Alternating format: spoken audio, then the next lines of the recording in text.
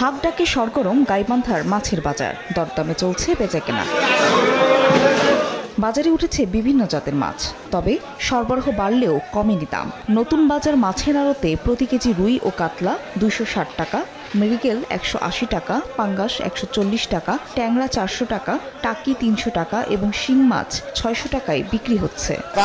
দেশি মাছটা একটু বেশি, ডিগির মাছটার একটু দাম কম। বড় কার্পু হইলে 1.5 কেজি 2 কেজি, ওটা তোমার হইলো বর্তমান 2200-2300।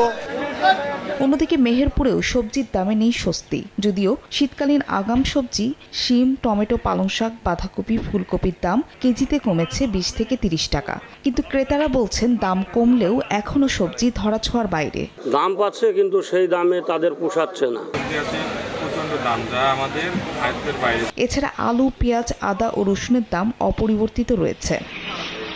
ফাহারিয়া ফারজানা, সময় সংবাদ।